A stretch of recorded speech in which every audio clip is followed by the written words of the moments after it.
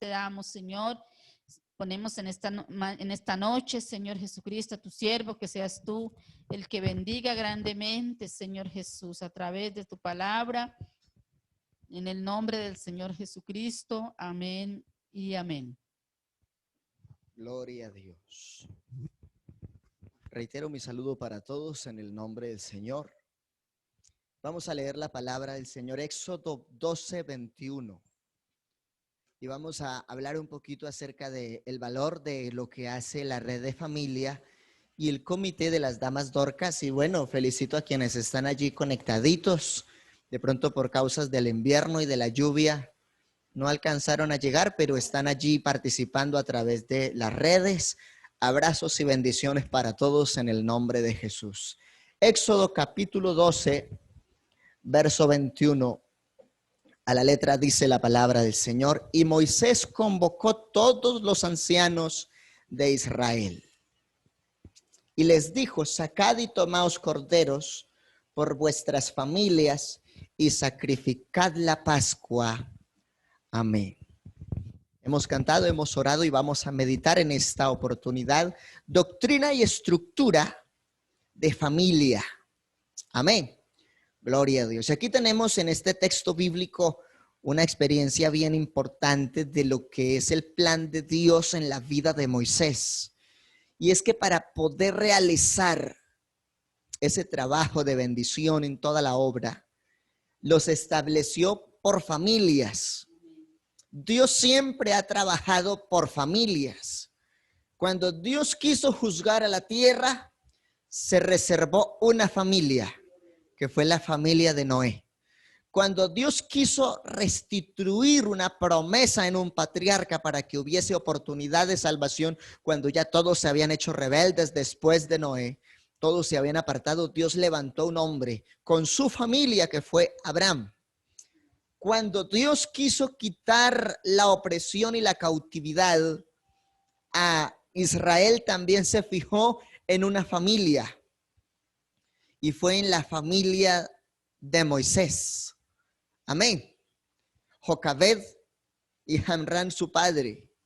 Cuando Dios quiso glorificarse en el sacerdocio de Israel, también escogió una familia, y fue la familia de Leví y los hijos de Aarón. Cuando Dios quiso venir manifestado en carne en el cumplimiento del tiempo, nacido de mujer y nacido bajo la ley, también escogió una familia. Amén. Allí donde estaba anunciado ya la vida matrimonial de José con María, que estaban en ese momento en el desposorio, ya próximos a las nupcias de la formalidad de su establecimiento de hogar. Así que Dios siempre ha escogido familias. ¿Y para cuántos nuestra familia en las manos de Dios es lo más importante?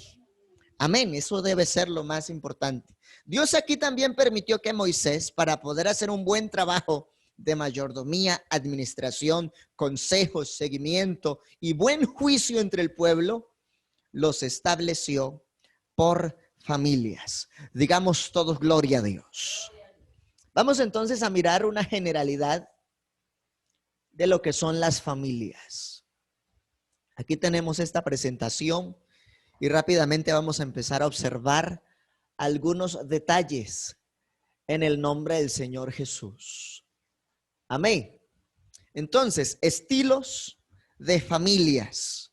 Tenemos las familias biparentales. Amén. En esta parte vamos a estudiar un poquito porque esas familias, no todas en la historia ni tampoco en los días de Moisés, eran familias que de pronto estuvieran en el diseño perfecto.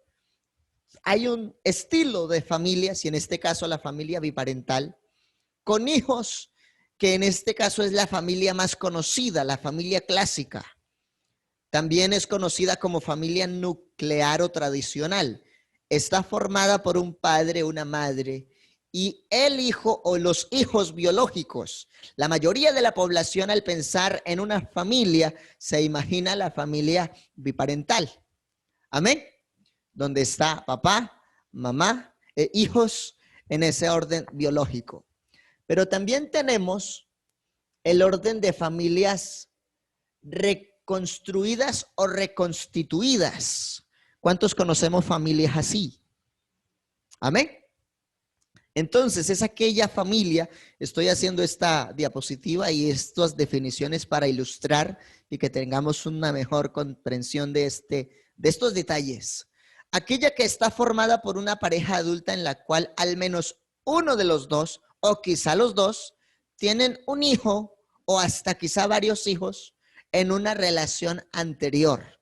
Y entonces, al unirse ahora, tienen ahora una familia reconstruida o reconstituida. Por esa causa se podría afirmar que es la creación de una familia nueva a partir de otra que ya existía en una figura distinta. Amén. Esa es como el detonante de estas diferencias. Pero también está la familia adoptiva. Las familias adoptivas es aquella familia en donde se coge a uno o varios niños como tutela, a lo que también se le conoce procedimiento para adquisición de patria potestad por adopción. Y es un procedimiento importante. Esta familia entonces está compuesta por los padres e hijos que no tienen ninguna afinidad sanguínea, no tienen ninguna biología relacionada, pero que crean una relación duradera y estable que se rigen en los principios de afecto. Amén. Para mirar los detalles de lo que son algunos tipos de familia que conocemos hoy. Pero también tenemos la familia acogida. En ese sentido, es una medida de protección de la infancia de carácter temporal o permanente y también mediante la cual se ofrece un entorno familiar adecuado y seguro a menores de edad por distintas circunstancias. ¿Cuántos hemos estado observando constantemente lo que hace el Instituto Colombiano de Bienestar Familiar para que alguno de estos niños sea acogido y que pueda tener todo lo necesario? ¿Hay familias así en la iglesia de todos esos estilos? Claro que los hay. De todos esos estilos. Entonces, cuando Dios le habla a Moisés de las familias, le está hablando en el sentido universal de cómo la nación se ha comportado y se consolidó. El centro de la vida social son las familias. Si las familias sufren, el contexto social está en crisis. Amén. Pero si las familias avanzan en victoria y tienen resultados, se puede decir en términos generales que esa población está bien. Lo que hace que realmente una población esté bien delante de Dios es que cada familia tenga como principio elemental que Dios sea el fundamento de su casa. Como lo dijo también Josué, yo y mi casa serviremos a Jehová. ¿Por qué dice Josué esto? Porque en un momento que empieza a redarguir, a exhortar y a reprender al pueblo por su pecado, les dice, ustedes mirarán entonces a quién servir, si a los dioses de esas naciones ajenas en cuya tierra habitan, o a los ídolos de los egipcios de donde Dios los sacó de prisión, ahora están en libertad, pero yo y mi casa serviremos a Jehová.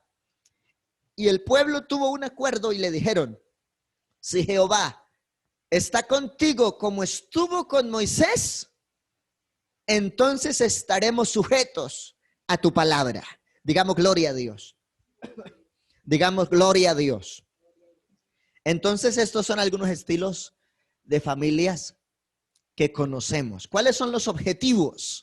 Los objetivos de tratar esta enseñanza sencilla en estos minutos. Puntualmente entonces es primero establecer los conceptos doctrinales básicos y detallados que tanto el hombre como la mujer deben tener presentes en el desarrollo del hogar. Hoy tenemos un problemita y es que citamos a culto de damas Dorcas, pero que también es de familia muchas veces, y los hombres no aparecen. Que dicen, no, eso es culto de mujeres. Pero ¿cuántas veces Dios ha usado el culto direccionado por las damas Dorcas para hablar en el contexto de toda la familia y ha sido de tremenda bendición? Amén. Porque aunque se dice que lo direcciona un comité, el objetivo es toda la población de la iglesia. Porque aquí estamos estableciendo conceptos doctrinales para que, teniendo claros los principios, podamos vivir conforme a la palabra y seamos una luz y un testimonio importante en medio de una sociedad que necesita familias que marquen la diferencia. Estos días estaba escuchando un audio que me llamó la atención, porque le dicen a un niño, ahí hay una mujer que es cristiana y otra que es inconversa. Pero resulta que quien de verdad tiene a Dios marca la diferencia. Y le preguntan al niño, ¿las puede diferenciar? Y el niño se quedó mirando las adjuntas y dijo no, porque encontró que la que decía también ser temerosa a Dios se comportaba y se vestía y hablaba igual que la inconversa. Pero todos los que conocemos la verdad del evangelio y hemos recibido la revelación que produce salvación, entendemos que el evangelio no se vive solo en un momento de culto, sino que lo vivimos en todo tiempo, porque en la gracia de Dios hemos sido llamados para marcar la diferencia en medio de cualquier contexto y de cualquier situación. Digamos gloria a Dios. También hablamos de los detalles de la importancia del cumplimiento de lo que es el régimen matrimonial según la Biblia, porque el origen de la familia según la Biblia es la bendición de Dios. Podríamos también traer a relación aquí un par de personas que tienen una convivencia y que tienen una intimidad y que comparten una vida. Necesitan la bendición de Dios y hay gente que se abstiene, renuncia a la idea o se oponen al principio del matrimonio. No se están oponiendo a un régimen social o político, simplemente se están oponiendo a una directriz establecida por Dios, porque el Señor mismo estableció en su palabra que el matrimonio es un honor.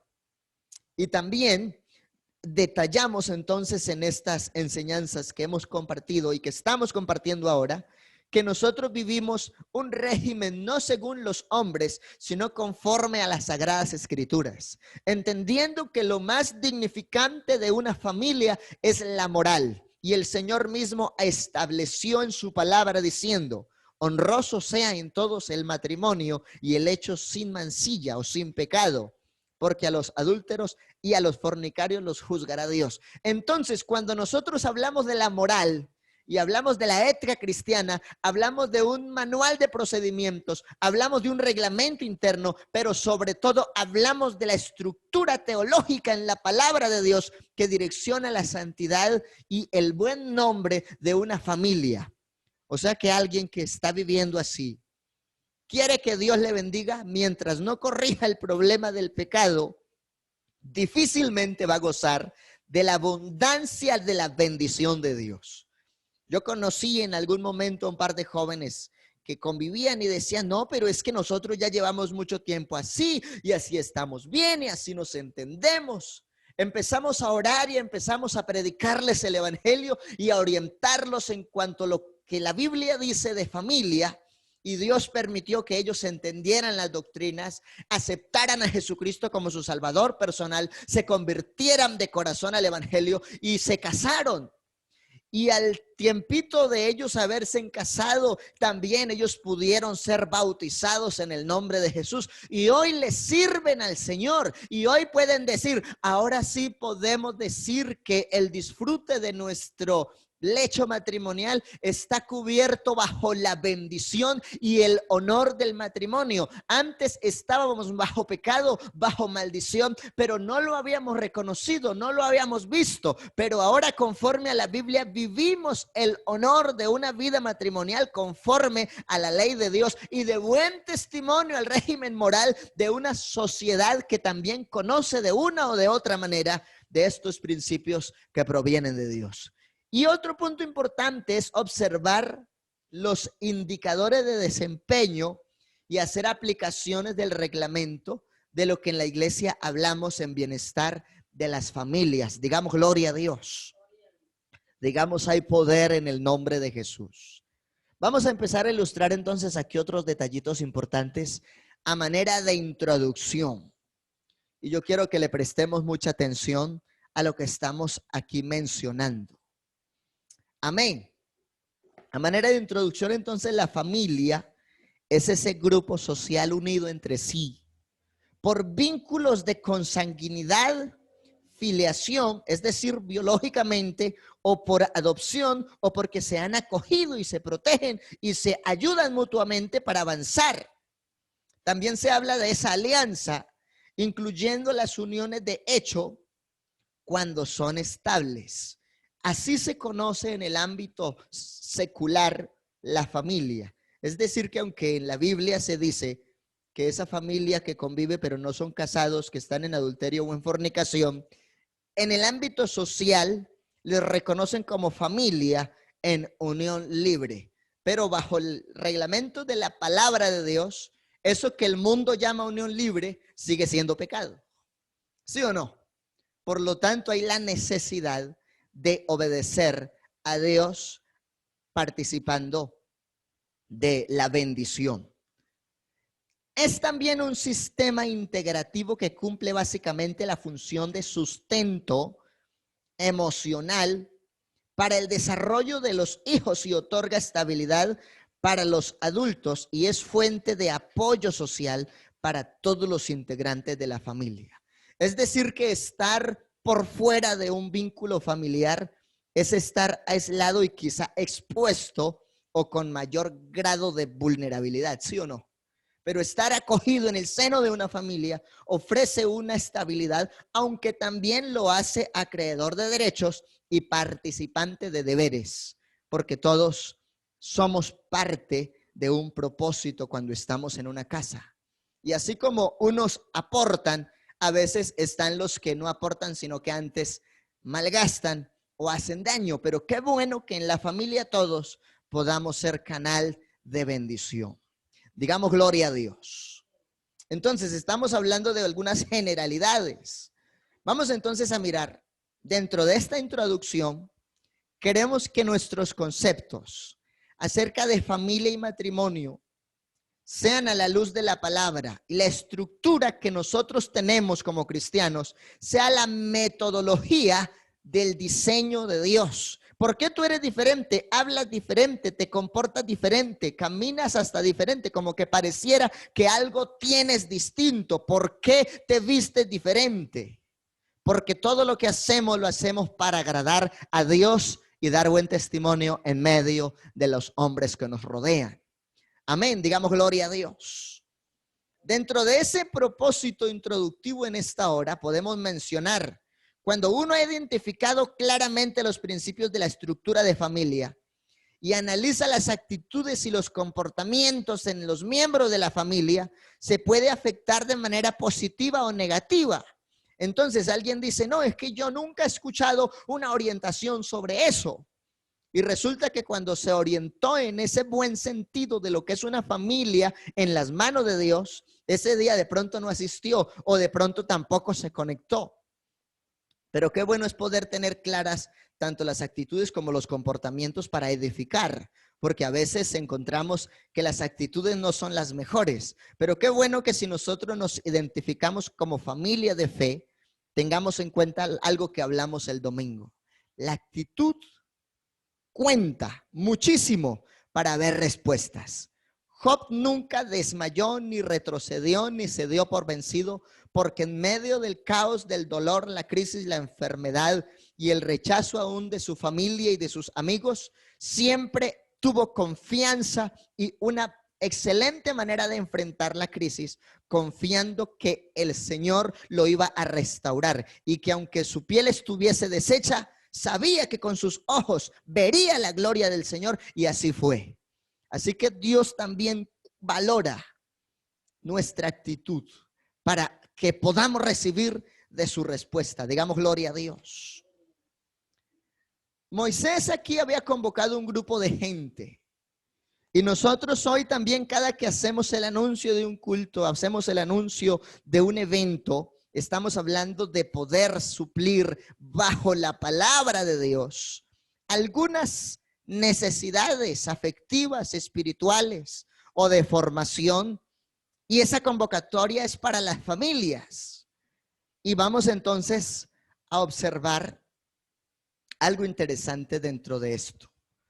Ninguno de nosotros, o por lo menos yo no creo que haya alguien que discuta que la familia no sea lo más importante de esta vida social. Siempre la familia seguirá siendo lo más importante como célula de nuestra vida social. El hogar es el caldo de cultivo, si pudiéramos llamarlo así, donde se producen los grandes cambios sociales. Y es el taller donde se proyectan y se construyen las estructuras de un gran edificio llamado campo social. O sea que si yo como familia no me dejo formar, no me dejo orientar, no me dejo dirigir, no me dejo ayudar por otros para establecer bien mi visión de familia, entonces ese edificio llamado campo social va a seguir teniendo problemas.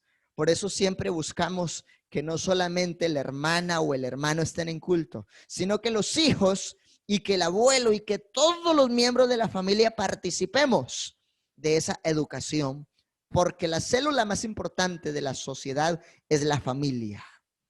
Examinemos entonces las escrituras también y allí podemos descubrir que Dios organizó su pueblo por familias. Y es obvio que los grandes hombres por lo general eran producto de un buen entorno familiar. Algunos de pronto no tenían de muy buen entorno familiar, pero Dios no solamente los restituyó, sino que los adoptó como miembros de su pueblo y hizo de ellos un gran propósito. Nosotros también fuimos llamados para ser adoptados hijos de Dios.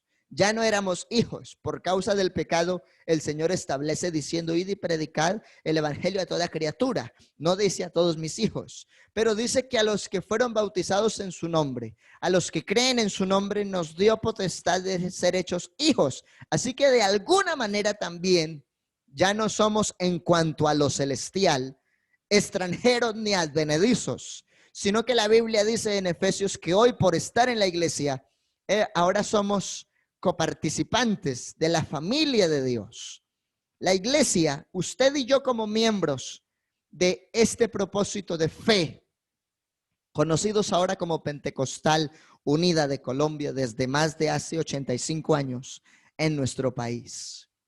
No podemos ser ajenos a la realidad y a el fin de desarrollar ese propósito progresivo, intentando el mejor futuro para nuestras familias bajo las herramientas de la palabra de Dios. Hoy lo que más hace falta en los hogares es poder aplicar esa transformación.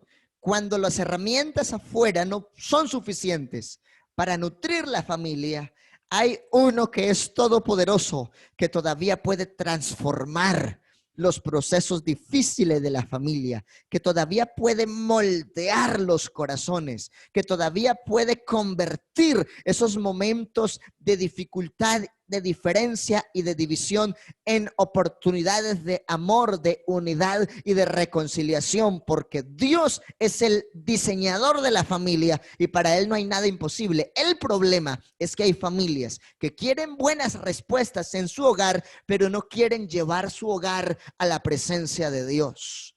Y la mejor manera de llevar el hogar a la presencia de Dios es a través de las herramientas que nos otorga la Escritura. Una de ellas, la más importante, la oración. Y la segunda herramienta más poderosa, el poder oír la palabra con diligencia, porque esa fe se proyecta por escuchar. También esperamos que con la ayuda del Señor podamos alcanzar esas metas y que ojalá pudiésemos erradicar muchas cosas nocivas que han dañado familias. Y que la única manera de lograrlo es acogiéndonos a la palabra del Señor. ¿Se cree que hay otra palabra que pueda transformar la vida del hombre? Realmente hay libros que educan. Hay herramientas allá afuera, pero vea, voy a decirle algo y espero que usted le ponga a su corazón. Hay cosas que uno no las aprende en el culto. Escuche esto y no le estoy diciendo que no venga a culto, pero le estoy diciendo que cuando uno participa de proceso, las cosas son distintas. Cuando uno quiere como familia ser edificado realmente y orientado en Dios, hay cosas que no las vamos a aprender en un instituto. Hay cosas que no las vamos a aprender en una escuela de teología.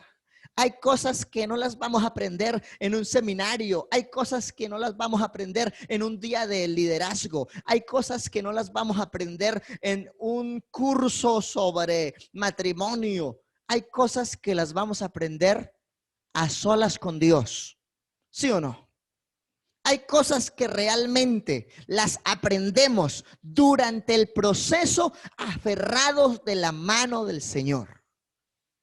Yo lo digo en experiencias, porque a nosotros sí nos ofrecen talleres y seminarios, institutos, formación, y uno adquiere una cantidad de cosas, pero hay cosas que realmente no las aprendemos, sino cuando nos vamos de rodillas a la presencia de Dios y sometemos nuestra vida a Él. Hay cosas que solo así las aprendemos. Durante el proceso, en el campo de acción y en el ejercicio del trabajo.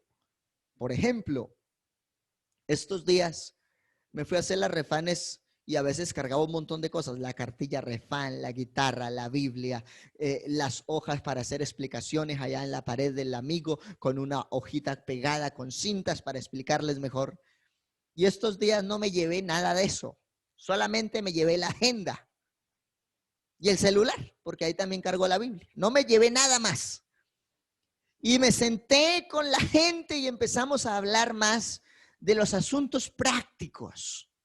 Y cuando nos dimos cuenta, tomamos la base de un asunto práctico de familia y empezamos a hacer aplicaciones bíblicas sobre la fe.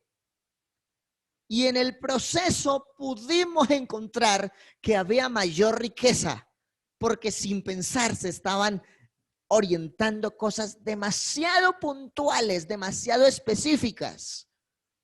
Entonces, qué bonito cuando uno permite que Dios en el proceso nos guíe, nos enseñe, nos dirija. A veces pensamos que tenemos la razón, que el formato que ya está prediseñado, eso es lo que funciona.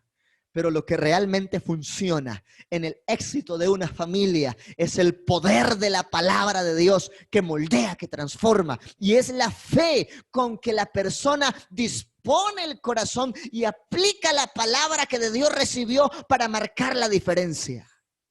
Hay cosas que no las vamos a aprender de otra manera. No las aprendemos ni en un taller, ni en un curso, ni en un seminario, ni en un instituto, ni en una universidad. Hay cosas que usted y yo las vamos a ir aprendiendo durante el proceso. Y si tenemos una buena comunicación con Dios, si tenemos la disponibilidad de vivir por fe y estamos atentos a lo que Dios nos está diciendo, entonces veremos resultados. Dios no siempre nos enseña en los métodos tradicionales. Dios a veces nos moldea y nos da estructuras. Es cuando estamos a solas y en su presencia. En este minuto, porque ya se nos agota el tiempo, voy a mencionar algo. Usted habla de familia, de matrimonio y la gente da sus opiniones. Pero qué bueno es que cada uno, conforme a la Biblia, pueda definir qué es un matrimonio. Porque todo el mundo opina sobre el matrimonio, pero pocos viven el honor de familia conforme a las Sagradas Escrituras. Qué bueno que cada uno pueda mencionar algunas bases bíblicas de lo que es la unión de la familia y el matrimonio. Pero a veces se habla de estos temas y poco se cita la Biblia. La Biblia recoge al momento histórico en que la vida de una pareja tuvo origen. Y lo más importante es que lo expresó Dios. Y la primera bendición sacerdotal en una familia la aplicó Dios mismo. Y eso lo podemos observar allá en Génesis 1:28, que dice puntualmente, y los bendijo Dios. Y los bendijo con estas palabras. Y les dijo, sean fructíferos y multiplíquense, llenen la tierra y sométanla. dominen los peces del mar y las aves del cielo y todos los reptiles que se arrastran sobre la tierra. Y también les dijo, yo les doy de la tierra. Estoy leyendo la Nueva Versión Internacional. También les dijo el Señor, yo les doy de la tierra todas las plantas que producen semilla y todos los árboles que dan fruto con semilla, todo esto les servirá de alimento. Pero vemos que lo primero que el Señor hizo antes de juntarlos y de decirles que fructificaran y se multiplicaran fue derramar de su bendición y confirmarles su bendición desde su propia expresión. Eso significa el matrimonio. Una persona que no ha gozado el honor de la unión bajo el concepto del matrimonio, todavía no puede estar reclamándole bendiciones a Dios porque tiene intermedio un pecado. Si yo quiero gozar de la bendición de Dios, tengo que llegar a ese altar en donde se reciba esa bendición de parte del Señor. También entonces en el 31 observamos otro detalle. Y Dios vio que todo lo que había hecho estaba muy bien y de este modo se completó el sexto día y terminó su obra con un matrimonio. Amén. Qué bueno que nosotros tengamos en cuenta que es una de las cosas más importantes en la voluntad de Dios. ¿Cuál es el propósito entonces? El origen es que el matrimonio nace en la mente de Dios y Él mismo los juntó y antes de que se juntasen los bendijo con este honor. El propósito de Dios para el matrimonio entonces, que seamos monógamos. Es decir, no hay ningún inicio, ningún indicio, ni en el acto mismo de la creación, que el Señor hubiese hablado de que podía tener 2 mujeres o 3 o 4, sino que es ayuda idónea, como lo dice el Señor. No le creó 2 mujeres o más, ni en las palabras que acompañaron la inauguración de la primera pareja unida al matrimonio, que nos dé la idea de que el hombre podría o debería tener más de una mujer. Aunque en el Antiguo Testamento la práctica poligamia fue común. Uno encuentra que muchos tenían muchas mujeres, pero no fue lo que Dios había establecido en el principio. El desarrollo de la revelación de Dios que desemboca en el cristianismo actualmente muestra una inclinación definitiva por la palabra, que nuestro periodo se vuelve una exigencia. Vivir incluso la poligamia hoy es un delito que se paga con años de cárcel. La relación de pareja única es razonable y acorde con la naturaleza y los propósitos de Dios según la Biblia. El proyecto de familia y la prolongación de este en el tiempo exigen que el círculo familiar sea único y sea fuerte. Por lo tanto, la poligamia tiene una incidencia negativa, tanto en el manejo económico del hogar como en la estabilidad emocional de este. Usted se imagina cómo puede vivir una mujer sabiendo que su compañero está con 2 mujeres, pero que realmente una de ellas sabe que una es más amada que la otra. Eso en la Biblia lo podemos ver. El problemita que tuvo Abraham con la realidad de su esposa Sara y que después también se juntó con su sierva. ¿Y cuántos problemas tuvo después por eso? A más grandes rasgos.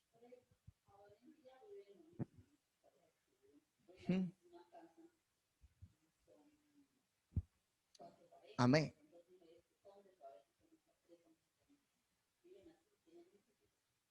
Y también se ve eso no se da mucho en nuestra cultura. En Colombia no tanto, pero sí, como la hermana está mencionando, uno encuentra familias, pasa escondidas, de familias que se juntan todos en una casa y se llenan de hijos. Y son 2 hombres o 3 hombres, 3 mujeres o diferente forma, pero eso ya es una forma de poligamia. Por lo tanto, en la Biblia no se aprueba después. Y una de las cosas por las que Dios juzga a Salomón es la poligamia. Una de las faltas morales más graves, porque su corazón dejó de estar sujeto a Dios, porque terminó, dice la misma Biblia, prostituido detrás de los dioses de sus mujeres. Los dos grandes propósitos de la familia entonces es que seamos compañía, que se comparta todo y que haya siempre esa ayuda. Vamos a estar de pie, vamos a orar. Porque realmente hay muchos detallitos que uno podría mencionar de este tema. No habemos muchos aquí en el salón. Gloria a Dios por los que están ahí conectaditos. Pero vamos a orar para que Dios permita que estos conceptos que estamos tratando los tengamos más que claros. Hay muchas personas que dicen, no, yo no me caso. Es que para mí eso no existe. Tenemos que decirle con misericordia, con amor de Dios, la verdad. Si usted no goza del vínculo matrimonial y sigue en una unidad íntima con alguien, está bajo adulterio o bajo fornicación y por lo tanto no espere que Dios le derrame bendiciones. Eso hay que decirlo. Hay muchas familias así, ¿cierto? Que dicen, ay, oré por mí. Uno a veces le da hasta miedo, uno va a orar por gente, visitar familias, y en medio de todo le dice, ay, pastor, yo quiero que usted ojalá pudiera imponer sus manos sobre nosotros, que Dios nos bendiga. Y uno para en seco a explicarles que la bendición de Dios sobre ellos se cumple si se casan. Amén. Eso es lo que la Biblia define. La bendición de Dios inicia en una familia bajo el honor del hecho matrimonial en el sagrado vínculo del honor de ceremonia matrimonial. Vamos a orar. Hoy solamente miramos lo que es la teología del origen y el propósito y algunas notas de introducción de lo que la Biblia dice que es la familia y el régimen matrimonial y que nosotros como iglesia lo vivimos hasta hoy. Soberano Dios, te damos gracias porque hemos podido tomar este espacio para dar una orientación general de lo que es la vida de familia y de lo que la Biblia direcciona como régimen matrimonial. Que tú mismo has establecido el primer matrimonio en Génesis 1:28 y que ha establecido también que por lo tanto dejará el hombre a su padre y a su madre y se unirá a su mujer y los dos serán una sola carne. Te ruego, Señor Jesús, que nosotros podamos tener una buena relación de familia. Puntualmente los matrimonios tengan una buena relación, una buena comunicación, que ese poder compartir sea una bendición, que podamos ser ayuda y compañía mutua y poder enfrentar todo, tener metas enfocadas del uno y del otro y estar en unidad para encontrar tu respuesta. Te pido, Señor, tanto por los que están unidos en matrimonio como por los que tienen la proyección de formar una familia. Señor, obra en medio de esos propósitos tanto naturales como espirituales para que las familias puedan avanzar siempre en victoria, aferrados de tu mano poderosa. Amén y amén. Gloria al Señor Jesús. Así quedamos concluyendo este espacio. Yo invito a la hermana Yorladi para que tenga la bondad y nos reciba la ofrenda correspondiente al culto de Damas Dorcas y Red de Familia en el nombre del Señor Jesús. Y cuando el Señor nos permita otro espacio, podremos analizar algunos detalles de esta temática que hemos compartido. Dios les bendiga poderosamente a todos.